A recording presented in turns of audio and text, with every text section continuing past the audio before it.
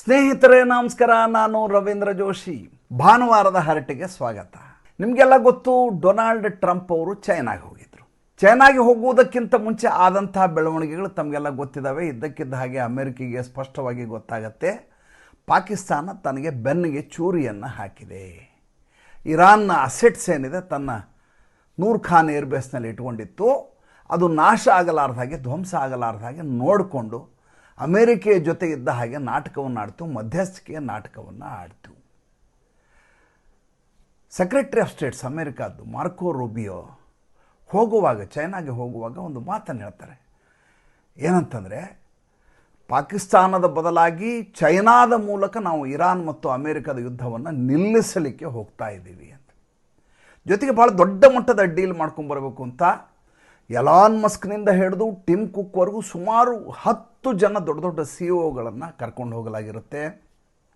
ಅಮೇರಿಕೆಯ ಅಧಿಕಾರಿಗಳು, ಅಮೇರಿಕೆಯ ದೊಡ್ಡ ದೊಡ್ಡ ಉದ್ಯಮಿದಾರರು, ಒಂದು ಇಡೀ ಸೈನ್ಯವೇ, ಒಂದು ದೊಡ್ಡ ತಂಡವೇ ಚೈನಾಗೆ ಹೋಗಿರುತ್ತೆ. ಭಾಳ ದೊಡ್ಡ ಮಟ್ಟದ ನಿರೀಕ್ಷೆಯಲ್ಲಿ, ವೈಶ್ವಿಕ ಮಟ್ಟದಲ್ಲಿಯೂ ಕೂಡ ಭಾಳ ದೊಡ್ಡದಾದಂಥ ನಿರೀಕ್ಷೆಯನ್ನು ಇಟ್ಕೊಂಡಂಥ ಪ್ರವಾಸ ಇದು. ಆಮೇಲೆ ಬಹಳಷ್ಟು ಸಲ ಮುಂದೆ ಹಾಕಿದಂಥ ಡೊನಾಲ್ಡ್ ಟ್ರಂಪ್. ಅದಕ್ಕೆ ಕಾರಣವೂ ಇದೆ. ಏನಪ್ಪ ಅಂತಂದರೆ, ಡೊನಾಲ್ಡ್ ಟ್ರಂಪ್ಗೆ ಈ ಗೆಲುವನ್ನು ಸಾಧಿಸಿ ಚೈನಾಗೆ ಹೋಗಬೇಕು ಅನ್ನುವಂಥ ಹಪಾಹಪಿ ಇತ್ತು. ನಾನು ಇರಾನನ್ನು ಬಗ್ಗು ಬಡಿದು ಅಮೇರಿಕೆಯ ಸಾರ್ವಭೌಮತ್ವವನ್ನು ತೋರಿಸಿ ಚೈನಾಗೆ ಹೋಗಿ ತನ್ನ ಯಶಸ್ಸನ್ನು ಅಲ್ಲಿ ಹಾಡಿ ಹೊಗಳುವ ಹಾಗೆ ಮಾಡ್ಕೋಬೇಕು ಅಂತ. ಆದರೆ ಚೈನಾ ಮತ್ತು ಅಮೇರಿಕದ ಸಂಬಂಧ ಹೇಗಿದೆ ಅಂತ ನಿಮಗೆಲ್ಲ ತುಂಬ ಚೆನ್ನಾಗಿ ಗೊತ್ತಿದೆ. ಈತ ಅಧ್ಯಕ್ಷನಾದ ತಕ್ಷಣ ಮಾಡಿದ ಮೊಟ್ಟ ಮೊದಲ ಕೆಲಸ ಏನು ಅಂತಂದರೆ, ಚೈನಾದ ಮೇಲೆ 150% ಟ್ಯಾರಿಫನ್ನು ಹೇರಿದಂಥ.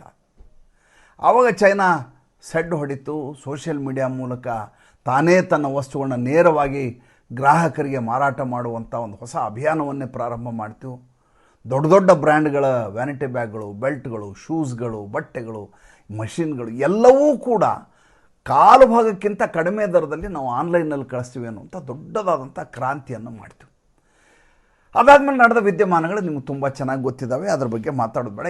ಈಗ ಡೊನಾಲ್ಡ್ ಟ್ರಂಪ್ ಹೋದಾಗ ಆದಂಥ ಬೆಳವಣಿಗೆಯನ್ನು ತಮಗೆ ಈ ಭಾನುವಾರದ ಹರಟೆಯಲ್ಲಿ ಹೇಳ್ತೇನೆ.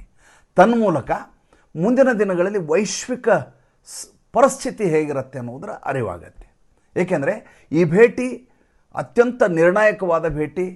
ಯಾಕೆಂದರೆ ಸ್ವತಃ ಅಮೇರಿಕ ಹೇಳ್ಕೊಂಡಿತ್ತು, ಚೈನಾದ ಮಧ್ಯಸ್ಥಿಕೆಯಲ್ಲಿ ಇರಾನ್ ಯುದ್ಧವನ್ನು ನಿಲ್ಲಿಸಬೇಕು ಅನ್ನುವಂಥ ಹವಣಿಕೆ ಇತ್ತು.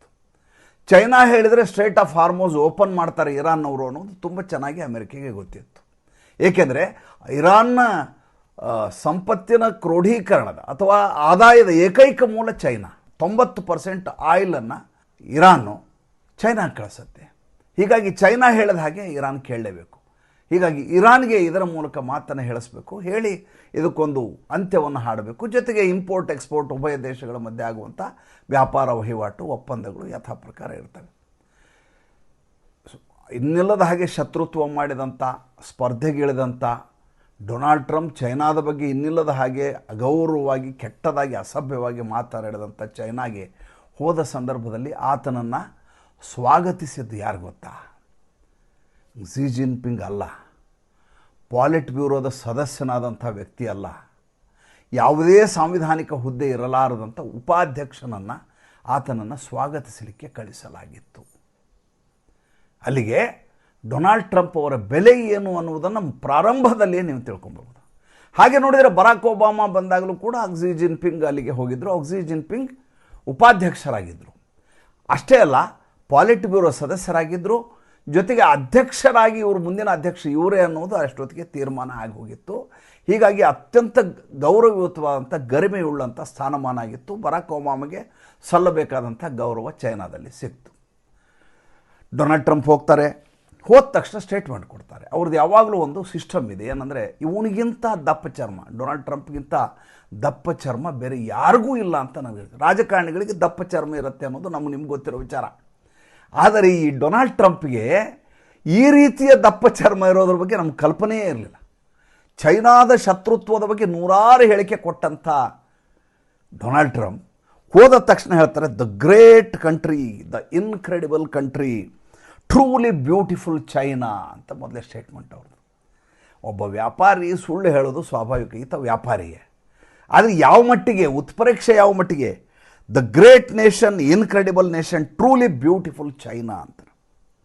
ಅದಾದ ಮೇಲೆ ಝಿ ಜಿನ್ಪಿಂಗ್ನ ಕುರಿತಾಗಿ ಅಂತ ಹೇಳೋದು, you are a great leader ಅಂತ ಝಿ ಜಿನ್ಪಿಂಗಿಗೆ ಹೇಳಿರೋ ಮಾತು. ಆಮೇಲೆ ಇಷ್ಟೆಲ್ಲ CEO ಬಂದಿದ್ದಾರೆ, ಟಿಮ್ ಕುಕ್ಕಿಂದ ಹಿಡಿದು ಎಲ್ಲರೂ ಬಂದಿದ್ದಾರಲ್ಲ, ಎಲಾನ್ ಮಸ್ಕ್ ಎಲ್ಲ ಬಂದಿರಲ್ಲ. They have all come to pay you respect ಅಂತ, ನಿನಗೆ ನಮಸ್ಕಾರ ಮಾಡಲಿಕ್ಕೆ ಇಷ್ಟು ಜನ ಬಂದಿದ್ದಾರೆ ಅಂತ. To pay respect you they have all come from US. ಏನ್ರಿ ಅರ್ಥ? ಅಂದರೆ ನಾವೆಲ್ಲ ನಿನ್ನ ಎದುರಿಗೆ ತಲೆ ತಗ್ಗಿಸಿ ನಿಲ್ಲಲಿಕ್ಕೆ, ಜಿನ್ಪಿಂಗ್ ಎದುರುಗಡೆ ತಲೆ ತಗ್ಗಿಸಿ ನಿಲ್ಲಲಿಕ್ಕೆ ಎಲ್ಲ ವಾಣಿಜ್ಯೋದ್ಯಮಿಗಳು, ನಮ್ಮ ದೇಶದಲ್ಲಿರುವಂಥ ಕ್ರೀಮ್ ಆಫ್ ಸೊಸೈಟಿ ಏನಿದೆ ಅದು ತಲೆ ತಗ್ಗಿಸಿ ನಿನಗೆ ನಮಸ್ಕಾರ ಮಾಡಲಿಕ್ಕೆ ಇಲ್ಲಿಗೆ ಬಂದಿದೆ ಅನ್ನುವಂಥ ಮಾತು ಹೇಳ್ತಾರೆ. ಇದಕ್ಕಿಂತ ತೃಣಸಮಾನವಾಗಿ ಯಾವುದಾದ್ರೂ ಮಾತುಗಳನ್ನು ಹೇಳಲಿಕ್ಕೆ ಒಬ್ಬ ವ್ಯಕ್ತಿಗೆ ಸಾಧ್ಯ ಇದೆಯಾ? ಆಲೋಚನೆ ಮಾಡಿ. ಅದಾದಮೇಲೆ ಬಿಸ್ನೆಸ್ ಮಾತಾಡ್ತಾರೆ. To become more beneficial we should have the good relationship ಅಂತ. ನಾವು ಭಾಳ ಲಾಭದಾಯಕವಾಗಿರಬೇಕು ಅಂದರೆ ಒಳ್ಳೆಯ ಸಂಬಂಧಗಳನ್ನಿರಬೇಕು. ಯಾರಾದರೂ ಹೇಳಬೇಕಾದಂಥ ಮಾತು, ಅದ್ರ ಬಗ್ಗೆ ಯಾವುದು ಇದು ಬೇಡ. ನೋಡಿ ಇವ್ರಿಗೆ ಎಷ್ಟು ಭಯ ಇತ್ತು ಅಂದರೆ, ಹೋದವ್ರಿಗೆ CEO ಹೋಗಿದ್ದರು, ವೈಟ್ ಹೌಸ್ನ ಅಧಿಕಾರಿಗಳು ಹೋಗಿದ್ದರು, ಇಡೀ ತನ್ನ ಜೊತೆ ಇರುವಂಥ ಕ್ಯಾಬಿನೆಟ್ನ ಕೆಲವು ಇವರು ಸದಸ್ಯರೆಲ್ಲ ಹೋಗಿದ್ದರು. ಯಾರೂ ಕೂಡ ತಮ್ಮ ಲ್ಯಾಪ್ಟಾಪನ್ನು ಒಯ್ದಿರಲಿಲ್ಲ, ತಮ್ಮ ಮೊಬೈಲ್ ಫೋನನ್ನು ಒಯ್ದಿರಲಿಲ್ಲ.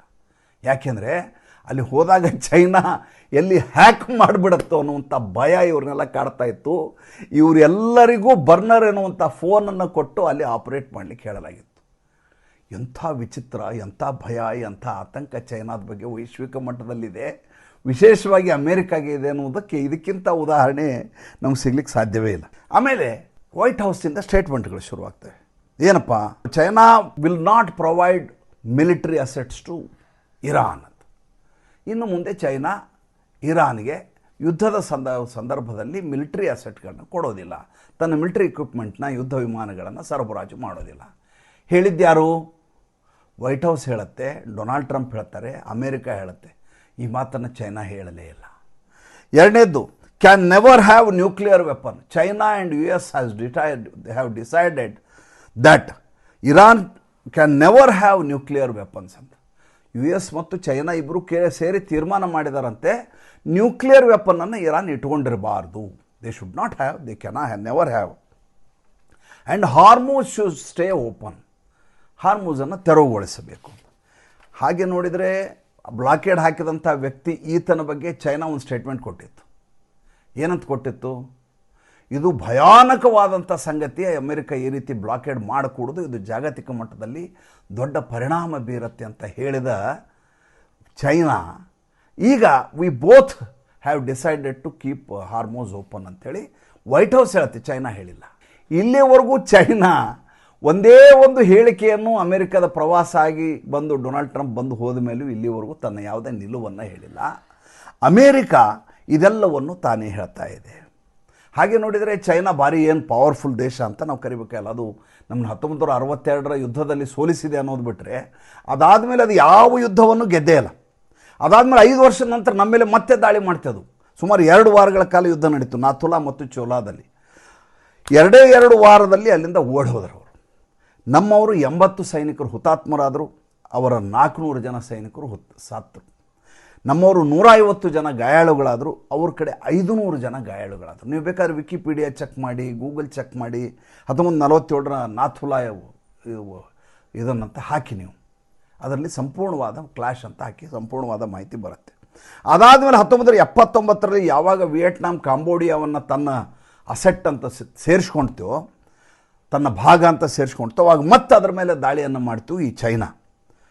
ಆದರೆ ಹೆದರಿ ಹಿಂದೆ ಸರಿಬೇಕು. 27 ದಿನಗಳಲ್ಲಿ ಚೈನಾ ಹೆದರಿ ಓಡಿ ಹೋಗಬೇಕಾದ ಪ್ರಸಂಗ ಬಂತು. ವಿಯೆಟ್ನಾಂ ಮಾತ್ರ ಕಾಂಬೋಡಿಯಾವನ್ನು ಬಿಟ್ಕೊಡ್ಲಿಲ್ಲ, ಎಲ್ಲಿವರೆಗೂ ಬಿಟ್ಕೊಡ್ಲಿಲ್ಲ, 11 ವರ್ಷಗಳ ಕಾಲ, ಅಂದರೆ 1989 ಬಿಟ್ಕೊಡ್ಲಿಲ್ಲ. ಚೈನಾ ಏನೂ ಮಾಡಲಿಕ್ಕಾಗಲಿಲ್ಲ. 3 ಸಲ ಟೈವಾನ್ ಮೇಲೆ ಪ್ರಯತ್ನ ಮಾಡ್ತೀವಿ. 1954, 55, 1958, 1995, 96. 95-96 ಬ್ಯಾಲಿಸ್ಟಿಕ್ ಮಿಸೈಲ್ನಿಂದ ಹಿಡಿದು ವಾರ್ ಏರ್ಕ್ರಾಫ್ಟಿಂದ ಹಿಡಿದು ಎಲ್ಲವನ್ನೂ ಹಾರಿಸ್ತು. ಅಲ್ಲಿ ಪ್ರೆಸಿಡೆನ್ಷಿಯಲ್ ಎಲೆಕ್ಷನ್ ನಡೀತಾ ಇತ್ತು. ಎಲೆಕ್ಷನ್ ಆರಾಮಾಗಿ ನಡೀತು. ಚೈನಾದ ವಿರುದ್ಧ ಘೋಷಣೆಯನ್ನು ಹಾಕ್ತಾ ಅಲ್ಲಿ ಚುನಾವಣೆಯನ್ನು ಗೆಲ್ಲಲಾಯಿತು. ಅಂದರೆ ಅಲ್ಲಿಂದ ಇಲ್ಲಿಯವರೆಗೂ ಚೈನಾ ಯುದ್ಧವನ್ನು ಮಾಡೋದಿಲ್ಲ. ಯುದ್ಧ ಮಾಡುವ ದೇಶಗಳಿಗೆ ಹಿಂದಿನಿಂದ ಸಹಾಯ ಮಾಡುತ್ತೆ. ಅದಕ್ಕೆ ಸಾಕ್ಷಿ ಅಮೇರಿಕ ಮತ್ತು ಇರಾನ್ ಯುದ್ಧ. ಇರಾನ್ಗೆ ಒಂದು ಕಡೆ ರಿಯಲ್ ಟೈಮ್ ಇಂಟೆಲಿಜೆನ್ಸನ್ನು ಕೊಡುವಂಥ ರಷ್ಯಾ ಮತ್ತು ಅದಕ್ಕೆ ಯುದ್ಧ ಪರಿಕರಗಳನ್ನು ಸಪ್ಲೈ ಮಾಡುವಂಥ ಚೈನಾ. ಅದರಿಂದಾಗಿ ಇರಾನ್ ಯುದ್ಧ ಫೆಬ್ರವರಿ 28ರಿಂದ ಶುರುವಾಗಿದ್ದು ಏಪ್ರಿಲ್ 17ರವರೆಗೂ ನಡಿಬೇಕಾಯಿತು. ಇಷ್ಟು ದಿವಸ ಇರಾನ್ಗೆ ಹೋರಾಟ ಮಾಡುವಂಥ ಶಕ್ತಿಯೂ ಇರಲಿಲ್ಲ, ಅದರ ಬಳಿ ಸಂಪತ್ತು ಇರಲಿಲ್ಲ, ಅದರ ಹತ್ರ ಶಸ್ತ್ರಾಸ್ತ್ರಗಳು ಇರಲಿಲ್ಲ, ಅದರ ಹತ್ರ ಇಂಟೆಲಿಜೆನ್ಸು ಇರಲಿಲ್ಲ, ಅದರ ಹತ್ರ ನೇವಿ ಇರಲಿಲ್ಲ, ಅದರ ಹತ್ರ ಏರ್ಫೋರ್ಸ್ ಇರಲಿಲ್ಲ. ಹೆಂಗೆ ಯುದ್ಧ ಮಾಡ್ತೀವಿ? ಚೈನಾ ನಿರಂತರವಾಗಿ ಸಹಾಯ ಮಾಡ್ತು ಬಂತು. ಆ ಸಹಾಯ ಮಾಡಲಿಕ್ಕೆ ಮಧ್ಯಸ್ಥಿಕೆ ವಹಿಸಿದ್ದು ಪಾಕಿಸ್ತಾನ. ತನ್ನ 6 ಮಾರ್ಗಗಳನ್ನು ಖಾಲಿ ಮಾಡಿಕೊಡ್ತು. ತಾನು ಅದರಿಂದ ಸಂಗ್ರಹಿಸಿ ತಾನು ಸಪ್ಲೈ ಮಾಡ್ತಾಯಿತ್ತು. ಚೈನಾದಿಂದ ನೇರವಾಗಿ ಇರಾನ್ಗೆ ಯಾವುದೂ ಕೂಡ ಸರಬರಾಜಾಗಲಿಲ್ಲ, ಅದನ್ನು ನಾವು ಟ್ರ್ಯಾಕ್ ಮಾಡಲಿಕ್ಕಾಗಿಲ್ಲ. ಯುದ್ಧ ಮಾತ್ರ ನಡೀತಾನೆ ಇತ್ತು. ಎಂಥ ವಿಚಿತ್ರ! ಆಮೇಲೆ ಯಾವ ಸ್ಥಿತಿಗೆ ನಮ್ಮನ್ನು ತಂದು ನಿಲ್ಲಿಸಿದ್ರು ಅನ್ನೋದಕ್ಕೆ ಇದಕ್ಕಿಂತ ದೊಡ್ಡ ಉದಾಹರಣೆ ಸಿಗ್ಲಿಕ್ಕೆ ಸಾಧ್ಯವೇ ಇಲ್ಲ. ಇಷ್ಟೆಲ್ಲ ಆಯಿತು. ಅದಾದಮೇಲೆ ಇವರು ಝಿ ಜಿನ್ಪಿಂಗ್ ಬಂದ ಸಂದರ್ಭದಲ್ಲಿ ತನ್ನ ಪ್ರೈವೇಟ್ ರೆಸಾರ್ಟಲ್ಲಿ ಡೊನಾಲ್ಡ್ ಟ್ರಂಪ್ ಅವ್ರನ್ನ ಝಿ ಜಿನ್ಪಿಂಗನ್ನು ಉಳಿಸಿದರು. ಹೀಗಾಗಿ ಝಿ ಜಿನ್ಪಿಂಗ್ ಏನು ಮಾಡ್ತಾರೆ, ಡೊನಾಲ್ಡ್ ಟ್ರಂಪ್ ಅವ್ರನ್ನ ಝುಮ್ ನಾನ್ ಹಾಯ್ ಅನ್ನುವಂಥ ಒಂದು ಗಾರ್ಡನ್ನಲ್ಲಿ ಉಳಿಸಿರ್ತಾರೆ. ಒಳ್ಳೆ ಸುಂದರವಾದಂಥ ಪ್ರದೇಶ ಅದು. ಅವಾಗ ಕೇಳ್ತಾರೆ ಡೊನಾಲ್ಡ್ ಟ್ರಂಪ್ ಅವರು, ಬಹುಶಃ ಇಲ್ಲಿ ಯಾರೂ ಬಂದಿರಲಿಕ್ಕೆ ಸಾಧ್ಯ ಇಲ್ಲ ಅಲ್ವಾ ಅಂತ. ಭಾಳ ಸ್ಪೆಷಲ್ ಅಲ್ವಾ ಇದು? ಅಂದರೆ ತನಗೋಸ್ಕರ ಈ ರೀತಿಯಾದಂಥ ವಿಶೇಷ ಆತಿಥ್ಯವನ್ನು ಮಾಡ್ತಾರೆ ಝಿ ಜಿನ್ಪಿಂಗ್ ಅಂತ ತೋರ್ಸ್ಪಡಿಸ್ಕೊಳ್ಬೇಕು ಅಂತ ಮಾಧ್ಯಮದವರೆಲ್ಲ ಇದ್ದರು. ಎಲ್ಲ ಅಮೇರಿಕದಿಂದ ಬಂದಂಥ ಮಾಧ್ಯಮದವರು ಇದ್ದರು. ಅಲ್ಲಿ ಅಮೇರಿಕದಿಂದ ಬರುವಾಗ ಒಂದು ದೊಂಡನ್ನೇ ಕರ್ಕೊಂಬಂದಿದ್ದಾಯ್ತು ಪತ್ರಕರ್ತರು. ಅವು ಹೇಳಿದಿಲ್ಲ, ನೀವು ಇದು ಬರ್ತಾ ಇರೋದು ಮೊದಲೇ ಸಲ, ರಷ್ಯಾದ ಅಧ್ಯಕ್ಷರು ಬೇಕಾದಷ್ಟು ಸಲ ಇಲ್ಲಿ ಬಂದು ಹೋಗಿದ್ದಾರೆ. ವ್ಲಾಡಿಮಿರ್ ಪುಟಿನ್ನು ಇದೇ ಝುಮ್ ನಾನ್ ಹಾಯಿಗೆ ಭಾಳಷ್ಟು ಸಲ ಬಂದು ಉಳ್ಕೊಂಡು ಹೋಗಿದ್ದಾರೆ. ಇದಕ್ಕಿಂತ ಕಪಾಳ ಮೋಕ್ಷ ಬೇರೆ ಯಾವುದಾದ್ರೂ ಇರಲಿಕ್ಕೆ ಡೊನಾಲ್ಡ್ ಟ್ರಂಪ್ಗೆ ಸಾಧ್ಯ ಇದೆಯಾ? ಇದಾದ ಮೇಲೆ ಮಾರ್ಕೋ ರೂಬಿಯೋ ಒಂದು ಸ್ಟೇಟ್ಮೆಂಟ್ ಕೊಡ್ತಾರೆ ವಾಪಸ್ ಬಂದಾದಮೇಲೆ. ಇಲ್ಲಿವರೆಗೂ ಚೈನಾ ಒಂದೇ ಒಂದು ಹೇಳಿಕೆ ಕೊಟ್ಟಿಲ್ಲ. ಅದು ನೋಡಿ, ಮಜಾ ನೋಡಿ. ಇರಾನನ ಪಾರುಪತ್ಯ ಇರಬೇಕು ಸ್ಟ್ರೇಟ್ ಆಫ್ ಹಾರ್ಮೋಸ್ ಮೇಲೆ ಅನ್ನೋದು ಚೈನಾದ ಆಸಕ್ತಿಯಾಗಿದೆ. ಚೈನಾಗೆ ಇರುವಂಥ 3 ಪ್ರಮುಖ ರಾಷ್ಟ್ರಗಳು ಯಾವುವು? ಒಂದು ಪಾಕಿಸ್ತಾನ. ಆಮೇಲೆ ಚೈನಾದ ಸರ್ವಾಧಿಕಾರಿ ಧೋರಣೆ ಹೇಗಿದೆ ಅಂದರೆ, ತಾನು ಜಗತ್ತಿನ ಸರ್ವಶ್ರೇಷ್ಠ ದೇಶ ಆಗಬೇಕು ಅನ್ನುವಂಥದ್ದು, ನಾನೇ ದೊಡ್ಡಣ್ಣ ಆಗಬೇಕು ಅನ್ನುವಂಥ ಹಪಹಪಿ ಚೈನಾಗಿದೆ. ಅದನ್ನು ತಾನು ಯುದ್ಧ ಮಾಡುವ ಮೂಲಕ ಗೆಲ್ಲೋದಿಲ್ಲ. ಅದು ಯುದ್ಧ ಮಾಡೋರಿಗೆ ಸಹಾಯ ಮಾಡ್ತದೆ, ಹಿಂದಿಂದ ಬೆನ್ನಿಗೆ ಚೂರಿ ಹಾಕುವ ಕೆಲಸ ಮಾಡ್ತದೆ, ಪರೋಕ್ಷವಾಗಿ ಸಹಾಯಗಳನ್ನು ಮಾಡ್ತದೆ. ತನ್ಮೂಲಕ ಅಮೇರಿಕೆ ಎಕಾನಮಿ ಹಾಳಾಗಬೇಕು. ಭಾರತ ನಾಗಾಲೋಟದಲ್ಲಿ ಓಡ್ತಾ ಇದೆ, ಭಾರತವನ್ನು ಬಗ್ಗು ಮಾಡಲಿಕ್ಕೆ ಪಾಕಿಸ್ತಾನಕ್ಕೆ ಸಹಾಯ ಮಾಡಬೇಕು. ಮೊನ್ನೆ ನೀವು ನೋಡಿರ್ಬೇಕು, ಮೊನ್ನೆ ಪಹಲ್ಗಾಮ್ ದುರಂತ ಆದಮೇಲೆ, ನರಮೇಧ ಆದಮೇಲೆ ನಾವು ಮಾಡಿದ್ವಲ್ಲ ಆಪರೇಷನ್ ಸಿಂಧೂರ್, ಅದಕ್ಕೆ ನಾವು ಸಹಾಯ ಮಾಡಿದ್ದೀವಿ ಅಂತ ಚೈನಾದೊಬ್ಬ ವ್ಯಕ್ತಿ ಹೇಳ್ಕೊಂಡಿದ್ದಾನೆ. ಅಂದರೆ ಪಾಕಿಸ್ತಾನ ಚೈನಾದ ಸಹಾಯವನ್ನು ಇಟ್ಕೊಂಡು ಕೂಡ ಭಾರತದ ವಿರುದ್ಧ ಸೆಣಸಿ ಗೆಲ್ಲಲಿಕ್ಕೆ ಸಾಧ್ಯ ಆಗಲಿಲ್ಲ. ಆಮೇಲೆ ಈ ಚೈನಾದ ಯುದ್ಧ ವಿಮಾನಗಳಾಗಲಿ, ಅವರ ಕ್ಷಿಪಣಿಗಳಾಗಲಿ, ಅವರ ಡ್ರೋನ್ಗಳಾಗಲಿ ಯಾವೂ ಕೂಡ ಕ್ಷಮತ್ವವನ್ನು ಹೊಂದಿಲ್ಲ, ಸಾಮರ್ಥ್ಯ ಇಲ್ಲ ಅವಕ್ಕೆ. ಅದು ಸ್ಪಷ್ಟವಾಗಿ ಚೈನಾಗೂ ಗೊತ್ತಿದೆ. ಆದರೆ ಅದು ಹಿಂಬಾಗಿಲಿನಿಂದ ಯುದ್ಧವನ್ನು ಮಾಡಿಸುತ್ತೆ. ಮತ್ತೆ ಭಾರತ ಯಾವಾಗ ನಾಗಾಲೋಟದಲ್ಲಿ ಆರ್ಥಿಕತೆ ಮುಂದುವರಿಯುತ್ತೋ ಮತ್ತೆ ಪಾಕಿಸ್ತಾನಕ್ಕೆ ಹೇಳುತ್ತೆ, ಹೋಗು ನೀ ಅಟ್ಯಾಕ್ ಮಾಡು, ನಾನು ನೋಡ್ಕೋತೀನಿ ಅಂತ. 3 ದೇಶ ಅದರ ಜೊತೆ, ಒಂದು ಪಾಕಿಸ್ತಾನ, ಇನ್ನೊಂದು ಇರಾನು, ಇನ್ನೊಂದು ನಾರ್ತ್ ಕೊರಿಯಾ. ಹೀಗಿರುವಾಗ ಇರಾನು ಸಬಲ ಆಗಲಾರದೆ ದುರ್ಬಲ ಆಗಬೇಕು ಅಂತ ಯಾಕೆ ಆಶಿಸ್ತದೆ? ಅದಕ್ಕೆ ಶತ್ರು ರಾಷ್ಟ್ರವೇ ಅಮೇರಿಕ, ಪ್ರತಿಸ್ಪರ್ಧಿಯೇ ಭಾರತ. ಹೀಗಿದ್ದಾಗ ಆಮೇಲೆ ಪಾಶ್ಚಿಮಾತ್ಯ ದೇಶದ ಬಗ್ಗೆ ಅದಕ್ಕೆ ಯೋಚನೆ ಇಲ್ಲ. ಈಗಾಗಲೇ ಪಾಶ್ಚಿಮಾತ್ಯದ ಯುರೋಪ್ ದೇಶಗಳೆಲ್ಲ ಪೂರ್ತಿ ಫುಟ್ಪಾತಿ ಬಂದು ನಿಂತಿದ್ದಾವೆ, ಪರಿಸ್ಥಿತಿ ದಿವಾಳಿ ಹಂತಕ್ಕೆ ಬಂದಿದೆ ಅನ್ನೋದು ತುಂಬ ಚೆನ್ನಾಗಿ ಗೊತ್ತಿದೆ. ತಾನು ಜಗತ್ತಿನ ಸರ್ವಶ್ರೇಷ್ಠನಾದಂಥ ರಾಷ್ಟ್ರ ಆಗಬೇಕು ಅಂದರೆ ಉಳಿದ ಈ ರಾಷ್ಟ್ರಗಳನ್ನ ಮುಗಿಸಿದರೆ ಸಾಕು. ಹೀಗಾಗಿ ಯುದ್ಧವನ್ನು ಜೀವಂತವಾಗಿಡಬೇಕು, ಅಮೇರಿಕೆಗೆ ಬುದ್ಧಿ ಕಲಿಸಬೇಕು, ಆರ್ಥಿಕವಾಗಿ ಸೋಲಿಸ್ಬೇಕು. ಅದನ್ನ ವಾಪಸ್ ಬಂದ ಮೇಲೆ ಡೈಲಾಗ್ ಚೇಂಜ್, ಸಿಗಲಾರದ ದ್ರಾಕ್ಷಿ ಹುಳಿ ಅಂತ ನಮ್ಮಲ್ಲಿ ಒಂದು ಮಾತಿದೆ. Marco Rubio secretary of States ಹೇಳ್ತಾರೆ, ನಾವೇನು ಚೈನಾದಿಂದ ಇರಾನ್ ಯುದ್ಧವನ್ನು ನಿಲ್ಲಿಸಬೇಕು ಅಂತ ಕೇಳ್ಕೊಳ್ಳಿಕ್ಕೆ ಹೋಗಿರಲಿಲ್ಲ. ನಮಗೇನು ಇರಾನಿನ ಯುದ್ಧ ನಿಲ್ಲಿಸಲಿಕ್ಕೆ ಚೈನಾದ ಸಹಾಯ ಬೇಕಾಗಿಲ್ಲ ಅಂತ ದೊಡ್ಡಸ್ತಿಕೆ ಮಾತುಗಳನ್ನು ಆಡ್ತಾ ಇದ್ದಾರೆ. ಹಾಗಾದರೆ ಮುಂದೆ ಏನಾಗುತ್ತೆ ಅಂದರೆ, ಇಲ್ಲಿ 50,000 ಸೈನಿಕರು ಈ ಮಧ್ಯಪ್ರಾಚ್ಯದಲ್ಲಿ ಈಗಾಗಲೇ ಅಲ್ಲಿಯ ಬೇಸ್ಗಳಲ್ಲಿ ನೆಲೆ ಊರಿದ್ದಾರೆ. 2 ಏರ್ಕ್ರಾಫ್ಟ್ ಕ್ಯಾರಿಯರ್ಗಳಿದ್ದಾವೆ, 12 ಡಿಸ್ಟ್ರಾಯರ್ಗಳಿದ್ದಾವೆ, ಫೈಟರ್ ಪ್ಲೇನ್ಸ್ಗಳಿದ್ದಾವೆ, 2,000 ಪ್ಯಾರಾ ಟ್ರೂಪ್ಸ್ ಇದ್ದಾವೆ, 55,000 ಮರೀನ್ಸ್ ಇದ್ದಾವೆ. ಇದು ಎಲ್ಲವನ್ನು ಬಳಸಿಕೊಂಡು ಇದೇ ವಾರದಲ್ಲಿ ಮತ್ತೆ ಅಮೇರಿಕ ಇರಾನ್ ಮೇಲೆ ಆಕ್ರಮಣವನ್ನು ಮಾಡಿದರೆ ಅಚ್ಚರಿ ಪಡಬೇಕಾಗಿಲ್ಲ. ಯಾವ ಯುದ್ಧ ನಿಂತು ಹೋಗಿದೆ, ಸೀಸ್ ಫೈರ್ ಆಗಿದೆ, ಮಾತುಕತೆ ಫಲಪ್ರದ ಆಗತ್ತೆ, ಚೈನಾದ ಸಹಾಯ ಸಿಗತ್ತೆ, ನಮ್ಮ ಸಮಸ್ಯೆ ಬಗೆಹರಿಯತ್ತೆ ಅಂತ ವಿಶ್ಲೇಷಣೆ ಮಾಡ್ತಾ ಇದ್ದಾರಲ್ಲ, ಅವರು 1 ವಾರದ ನಂತರ ಮಾತನಾಡಬೇಕು ಅನ್ನೋದು ನಮ್ಮ ನಿರೀಕ್ಷೆ. ಯಾಕೆಂದರೆ ಅಮೇರಿಕೆಯ ಚೈನಾದ ಪ್ರವಾಸ ಸಂಪೂರ್ಣ ವಿಫಲವಾಗಿದೆ. ಯಾವ ಅಮೇರಿಕ ಜಗತ್ತಿಗೆ ನಾನು ದೊಡ್ಡಣ್ಣ ಅಂತ ಹೇಳ್ಕೊತಾ ಇತ್ತೋ ಅದರ ಮಾತನ್ನು ಯಾರೂ ಕ್ಯಾರಿ ಅಂತ ಇಲ್ಲ ಅನ್ನೋದು ಈ ಪ್ರವಾಸದಿಂದ ಸಾಬೀತಾಗಿದೆ.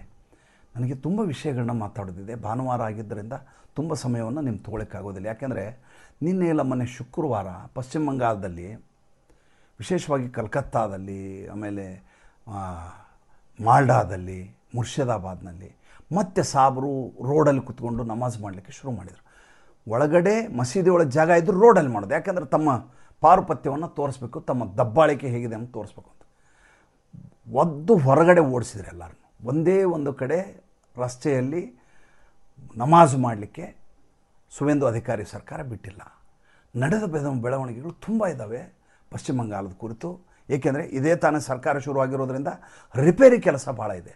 ಅದನ್ನು ನಾಳೆ ಸೋಮವಾರ ಬೆಳಗಿನ ಸಂಚಿಕೆಯಲ್ಲಿ ಹೇಳ್ತೀನಿ. ಈಗ ಒಂದು ಸಣ್ಣ ಕಥೆಯನ್ನು ಹೇಳಿ ಇವತ್ತಿನ ಸಂಚಿಕೆಯನ್ನು ಮುಗಿಸ್ತೇನೆ. ಒಬ್ಬ ಕಮ್ಮಾರನ ಇನ್ನೂ ವಯಸ್ಸಿದೆ, ಯುವಕ. ಆತನಿಗೆ ಆಯುಷ್ಯ ಮುಗೀತು. ಮೇಲಿಂದ ಯಮದೂತರು ಬರ್ತಾರೆ. ಬಂದು ನೀನು ಟೈಮ್ ಆಯಿತು ಬಾ ನೀನು ಅಂತ. ಅರೆ ನೀನು ಈಗ ಹಿಂಗೆ ಇದ್ದಕ್ಕಿದ್ದಂಗೆ ಬಾ ಅಂದರೆ ಹೆಂಗೆ? ನನಗೆ ತುಂಬ ಕೆಲಸ. ಕಮ್ಮಾರ ಅಂದರೆ ಕಬ್ಬಣದ ಕೆಲಸ ಮಾಡೋರು. ಹಳ್ಳಿನಲ್ಲಿ ಈ ಗುದ್ಲಿ, ಪಿಕಾಸಿ, ಸಣ್ಣ ಸಣ್ಣ ಎಲ್ಲ ನಮ್ಮ ರೈತರ ಎಲ್ಲ ಇವು ಏನಿರ್ತವೆ ಪರಿಕರಗಳಿರ್ತವೆ, ಕೃಷಿಯ ಪರಿಕರಗಳನ್ನು ತಯಾರು ಮಾಡಿಕೊಡೋರು ಕಮ್ಮಾರು. ಊರಲ್ಲಿ ಕಂಬಾರು ಎಲ್ಲ ಇರೋದು ನೀವು ನೋಡಿದ್ದೀರಿ. ನಮ್ಮ ಪಟ್ಟಣದವ್ರಿಗೆ, ಶಹರದವ್ರಿಗೆ ಗೊತ್ತಲ್ಲ. ಸಣ್ಣ ಊರಲ್ಲಿ ಯಾರು ಜೀವನ ಮಾಡಿದಾರೋ, ಹಳ್ಳಿಯ ಬದುಕು ಯಾರಿಗೆ ಗೊತ್ತಿದೆಯೋ ಅವರಿಗೆ ಸಾಮಾಜಿಕ ವ್ಯವಸ್ಥೆ ಏನಿರುತ್ತೆ ಅಂತ ಗೊತ್ತಾಗುತ್ತೆ. ಪ್ರತಿಯೊಬ್ಬ ರೈತ ಕೂಡ ಕಮ್ಮಾರನ ಹತ್ರ ಹೋಗಲೇಬೇಕು. ಕಮ್ಮಾರ ಯುವಕ, ಆತನ ಟೈಮ್ ಆಗಿದೆ ಬಾ ಅಂತ ಯಮದೂತರು ಕರೆಯಕ್ಕೆ ಬರ್ತಾರೆ. ಇಲ್ಲ, ಆಗಲ್ಲ. ಯಾಕೆ ನಮ್ಮೂರಲ್ಲಿ ಇನ್ನೇನು ಬೇಸಾಯ ಶುರು ಮಾಡಬೇಕು. ಮೊನ್ನೆ ತಾನೇ ಮಳೆ ಮುಂಗಾರು ಶುರು ಆಗ್ತಾಯಿದೆ. ಅವರೆಲ್ಲ ಗುದ್ಲಿ, ಪಿಕಾಸಿ ಎಲ್ಲನೂ ಸರಿ ಮಾಡಿಸ್ಕೋಬೇಕು. ಸುತ್ತಮುತ್ತಲು 40 ಮೈಲಿಯ ಆವರಣ ಏರಿಯಾದಲ್ಲಿ ಒಬ್ಬ ಕಮ್ಮಾರ ಇಲ್ಲ. ನಮ್ಮ ಹಳ್ಳಿಯ ಜನ ಎಲ್ಲಿ ಹೋಗ್ಬೇಕು? ಆವಾಗ ಈ ಬಸ್ಗಳಾಗಲಿ, ಕಾರ್ಗಳಾಗಲಿ, ಬೈಕ್ಗಳಾಗಲಿ ಇರಲಾರ್ದಂಥ ಸಮಯ ಇದು. ಹೆಂಗೆ ಹೋಗಿ ಎಲ್ಲಿಂದ ಮಾಡಿಸ್ಕೊಂಬರ್ಬೇಕು ಅವರು?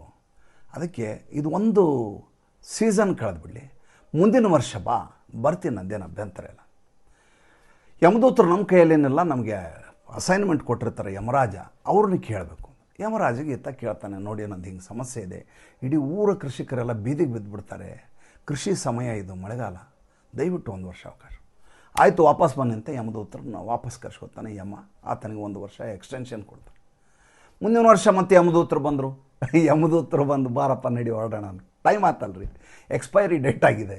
ನಮ್ಮಲ್ಲಿ ಭಾಳಷ್ಟು ಜನರಿಗೆ ಎಕ್ಸ್ಪೈರಿ ಡೇಟ್ ಆಗಿರುತ್ತೆ, ಅರ್ಥವೇ ಆಗೋದಿಲ್ಲ. ಇನ್ನೂ ರೋಷ, ದ್ವೇಷ, ತಾಮಸ ಮಾಡ್ಕೊಂಡು ಸಾಯ್ತಾರೆ. ಮುದುಕರಾಗಿರ್ತಾರೆ, ಮೈಕೈಯೆಲ್ಲ ನೋವು, ಸಾಯೋ ಸ್ಥಿತಿ ಬಂದಿರ್ತಾರೆ. ಅರಿಷಡ್ ವರ್ಗಗಳಲ್ಲಿ ವಿಲಿ ಒದ್ದಾಡ್ತಾ ಇರ್ತಾರೆ. ಯುವಕ ಈತ ಹೇಳ್ತಾನೆ, ಬರೋಕ್ಕಾಗಲ್ಲ, ನನಗೆ ಇನ್ನೊಂದು ಸ್ವಲ್ಪ ಟೈಮ್ ಬೇಕು, ನನಗೆ ಇನ್ನೊಂದು 6 ತಿಂಗಳು ಟೈಮ್. ಅಲ್ಲ, ನೀನು ಹೋದ ವರ್ಷ ಬಂದಾಗ ಒಂದು ಕತೆ ಹೇಳಿದೆ, ಇಡೀ ಊರ ಜನರದ್ದು ಕೆಲಸ ಮಾಡ್ಕೊಂಡು, ಮತ್ತು ಈ ವರ್ಷ ಏನಾಯ್ತು? ಇಲ್ಲ, ಪಕ್ಕದ ಮನೆಯಲ್ಲಿ ಪಾಪ ರೈತನಿಗೆ ಇದ್ದಕ್ಕಿದ್ದಾಗ ಕಾಯಿಲೆ ಬಂದುಬಿಟ್ಟಿದೆ, ಆತನಿಗೆ ಬೆಳೆ ಬಂದಿದೆ, 2 ಹೆಣ್ಮಕ್ಳಿದ್ದಾರೆ. ಆ ಹೆಂಡ್ತಿಗೆ ಏನು ಕೆಲಸ ಬರಲ್ಲ, ಕೃಷಿ ಕೆಲಸ. ಈಗ ಆತ ಹೋಗಿ ಬಿತ್ತಿಗೆ ಮಾಡಿಬಿಟ್ಟಿದ್ದಾನೆ, ಬೆಳೆ ಬರುತ್ತೆ. ಆ ಬೆಳೆ ತೆಗೆಯೋರು ಯಾರಿಲ್ಲ. ನನಗೆ ಒಂದು 6 ತಿಂಗಳನ್ನ ಎಕ್ಸ್ಟೆನ್ಷನ್ ಕೊಟ್ಟೆ ಅಂದರೆ ನಾನು ಆ ಬೆಳೆ ತೆಗೆದು ಅದನ್ನು ಕೃಷಿ ಮಾರುಕಟ್ಟೆಗೆ ಹೋಗಿ ಮಾರಾಟ ಮಾಡಿ ಅವ್ರ ಕುಟುಂಬಕ್ಕೆ ಕೊಟ್ಟು ಬಂದುಬಿಡ್ತೀನಿ. ಪಾಪ ನೆಮ್ಮದಿಯಿಂದ ಅವ್ರು ಬದುಕ್ತಾರೆ. ಅಷ್ಟೊತ್ತಿಗೆ ಈ ರೈತನಿಗೂ ಹುಷಾರಾಗಿರುತ್ತೆ, ಜೀವನ ಮಾಡ್ಕೊಂಡಿರ್ತಾರೆ. ಒಂದು 6 ತಿಂಗಳು ಟೈಮ್ ಕೊಡು. ಯಮ ನಗ್ತಾನೆ, ಏನು ಪ್ರತಿ ಸಲ ಒಂದೊಂದು ಕಾರಣ ಹೇಳ್ತಾನೆ. ಆಯಿತು ಬಿಡ್ರೆ, ಬನ್ನಿ ವಾಪಸ್ ಬನ್ನಿ ಅಂತ ವಾಪಸ್ ಕರ್ಕೊಂಡು ಹೋದ.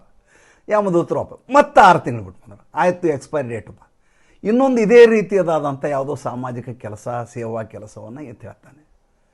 ಮತ್ತೆ ಯಮಗೆ ಹೋಗಿ ರಿಕ್ವೆಸ್ಟ್ ಮಾಡ್ಕೊತಾನೆ. ಮತ್ತೆ ಆಯ್ತು ಹೋಗ್ಲ ಬಾರ ಅಂತ. ಹೀಗೆ ಟೈಮ್ ಕಳೀತದೆ. ಪ್ರತಿ ಸಾರಿ ಬಂದಾಗಲೂ ಒಂದು ಸಾಮಾಜಿಕ ಕೆಲಸವನ್ನು ಎತ್ತ ಹೇಳ್ತಿರ್ತಾನೆ. ಈ ಸಲ ಅವ್ರ ಕೆಲಸ ಮಾಡ್ಬೇಕು, ಈ ಸಲ ಇವ್ರ ಕೆಲಸ ಮಾಡಬೇಕು, ಇವ್ರಿಗೆ ತೊಂದರೆ ಇದೆ, ಅವ್ರಿಗೆ ತೊಂದರೆ ಇದೆ, ಕೊನೆಗೆ ಈತನ ಕೈ ಆಡ್ತಾಯಿಲ್ಲ, ಕಾಲು ಆಡ್ತಾಯಿಲ್ಲ, ಕಮ್ಮಾರಿಕೆ ಮಾಡೋಕ್ಕಾಗಲ್ಲ. ಇವನೇ ಯಮಗೆ ಫೋನ್ ಮಾಡ್ತಾನೆ, ಬಾರಯ್ಯ ಬೇಗ ಅಂತ. ಸಾಕಾಗೈತೆ ನನಗೆ, ಆಗಲ್ಲ ಇನ್ನು, ನಡೆಯೋಕ್ಕಾಗಲ್ಲ, ತಿನ್ನೋಕ್ಕಾಗಲ್ಲ, ತಿಂದ ಜೀರ್ಣ ಆಗಲ್ಲ, ಕೈ ಎತ್ತಕ್ಕಾಗಲ್ಲ, ಕಾಲು ಎತ್ತಕ್ಕ, ಕರ್ಕೊಂಡು ಹೋಗು. ಆವಾಗ ಯಮ ಹೇಳ್ತಾನೆ, ಇದೇನು ರಿವರ್ಸ್ ಕಾಲು ಹೊಡೆದಿದೆಯಲ್ಲ ನೀನು, ನಿನಗೆ ನಾವು ಕರ್ಲಿಕ್ಕೆ ಬಂದಾಗ ಬರಲ್ಲ ಅಂತೀಯ, ಈಗ ನೀನೇ ಬಾ ಅಂತೀಯ, ಆಯಿತು ಬಾ ಅಂತ ಇಬ್ಬರನ್ನ ಯಮದೂತರು ಕಳಿಸ್ತಾನೆ. ಅವರು ಪಾಶ ಹಾಕ್ತಾರೆ, ಹಾಕಿ ಕರ್ಕೊಂಬರ್ತಾರೆ. ಎಲ್ಲಿ ಕರ್ಕೊಂಡು ಹೋಗ್ಬೇಕು, ನನಗೆ ಸ್ವರ್ಗ ತೋರಿಸು ಅಂತ. ಆವಾಗ ಯಮನ ಕೇಳ್ತಾನೆ, ಅಲ್ಲಯ್ಯ ನೀನಿದ್ದದ್ದೇ ಸ್ವರ್ಗದಲ್ಲಿ, ಅಲ್ಲಿರೋರೆಲ್ಲ ದೇವಾನುದೇವತೆಗಳು ಸ್ವರ್ಗದಲ್ಲಿ, ನಿನ್ನಷ್ಟು ಖುಷಿಯಾಗಿ ಅವರಿಲ್ಲ, ನಿನ್ನಂಥ ನಿರಪೇಕ್ಷರಲ್ಲ ಅವರು, ನಿನ್ನ ಹಾಗೆ ಸೌಜನ್ಯವನ್ನು ಉಳಿಸ್ಕೊಂಡವರಲ್ಲ, ಅಂತಃಕರಣವನ್ನು ಉಳಿಸ್ಕೊಂಡವರಲ್ಲ. ಒಬ್ಬರ ಮೇಲೆ ಇನ್ನೊಬ್ರಿಗೆ ಜಿದ್ದು, ಇನ್ನೊಬ್ಬರ ಮೇಲೆ ಮತ್ತೊಬ್ಬರು ಜಿದ್ದು, ಒಬ್ಬರ ಮೇಲೆ ಇನ್ನೊಬ್ಬರು ಹಾಗೆ ಸಾಧಿಸ್ತಾರೆ, ನಾನು ದೊಡ್ಡವನು ಅನ್ನೋಂಥ ದೇವಾನುದೇವತೆಗಳು ಅಲ್ಲಿರುವಂಥ ಜನ. ನೀನು ಇದು ಯಾವುದೂ ಇರಲಾರದೆ ಸುಖವಾಗಿ ಸಂತೋಷವಾಗಿ ಬೇರೆಯವರು ಸಹಾಯ ಮಾಡಿಕೊಂಡೇ ಜೀವನ ಮಾಡಿದೀಯಾ, ಸ್ವರ್ಗದ ಜೀವನ ಅನುಭವಿಸಿ ಬಂದಿದೆಯಾ, ಮತ್ತೆ ಯಾಕೆ ಸ್ವರ್ಗಕ್ಕೆ ಹೋಗ್ಬೇಕು ಅಂತೀಯ ಅಂತ. ನೋಡಿ, ಜೀವನದಲ್ಲಿ ಒಳ್ಳೆಯ ಕೆಲಸಗಳನ್ನು ಮಾಡೋದಿದೆಯಲ್ಲ, ಅದು ಸ್ವರ್ಗಕ್ಕೆ ಹೋದಷ್ಟೇ ಖುಷಿಯಾದದ್ದು. ನಾವು ಯಾರಾದರೂ ಫೋನ್ ಮಾಡಿದ ತಕ್ಷಣ ಈತ ನನ್ನಿಂದ ಏನು ನಿರೀಕ್ಷೆ ಮಾಡಿ ಫೋನ್ ಮಾಡ್ತಾನೆ ಅಂತಲೇ ಮೊದಲೇ ಆಲೋಚನೆ ನಮ್ಮದು. ಯಾರೂ ನಮ್ಮ ಹತ್ರ ನಮ್ಮ ಕಾರ್ ಕೇಳಿರಂಗಿಲ್ಲ, ಯಾರೂ ನಮ್ಮ ಹತ್ರ ಬಂಗ್ಲೆ ಕೇಳೋದಿಲ್ಲ, ಯಾರೂ ನಮ್ಮ ಡೆಬಿಟ್ ಕಾರ್ಡ್ ಕೊಡೆಯ ಇವತ್ತೊಂದು ದಿವಸ ಅಂತ ಯಾರೂ ಕೇಳಿರಂಗಿಲ್ಲ. ತೀರಾ ಸಾಂತ್ವನ ಬೇಕಾದಂಥ ಸಂದರ್ಭದಲ್ಲಿ ಹಸ್ತವನ್ನು ಚಾಚಿರ್ತಾರೆ. ಇವತ್ತು ಭಾಳ ಸ್ವಾಭಿಮಾನಿ ಜಗತ್ತಿದು, ಯಾರೂ ಯಾರನ್ನೂ ಕೇಳೋ ಸ್ಥಿತಿಯಲ್ಲಿಲ್ಲ. ಆದರೆ ನಮ್ಮೊಳಗಿರುವ ಸಣ್ಣತನ ಇದೆಯಲ್ಲ, ಅದು ಸ್ಟ್ರಾಟಜಿ ಮಾಡಲಿಕ್ಕೆ ಶುರು ಮಾಡ್ತೀವಿ. ಇವನು ಮಾತಾಡಿಸ್ಬೇಕು, ಇವನು ಮಾತಾಡಿಸ್ಬಾರ್ದು, ಇವನು ಮಾತಾಡಿದ ಸಹಾಯ ಕೇಳ್ತಾನೆ, ಇವನು ಫ್ರೆಂಡ್ಶಿಪ್ ಇಟ್ಕೋಬೇಕು, ಇವನು ಇಟ್ಕೋಬಾರ್ದು, ಈ ರೀತಿಯಾದಂಥ ಸಣ್ಣತನಗಳಿರ್ತವೆ. ಅದೆಲ್ಲವನ್ನು ಬಿಟ್ಬಿಟ್ರೆ ಮೇಲೆ ಯಾಕೆ ಸ್ವರ್ಗಕ್ಕೆ ಹೋಗು ಸ್ವಾಮಿ, ಇಲ್ಲೇ ಸ್ವರ್ಗ ಇದೆ, ಕೈ ಚಾಚಿ ಸಾಕು ಇನ್ನೊಬ್ಬರಿಗೆ. ಭಾನುವಾರದ ನಮಸ್ಕಾರ ಹೇಳ್ತಾ ಸಂಚಿಕೆ ಮುಗಿಸ್ತಾ ಇದ್ದೇನೆ.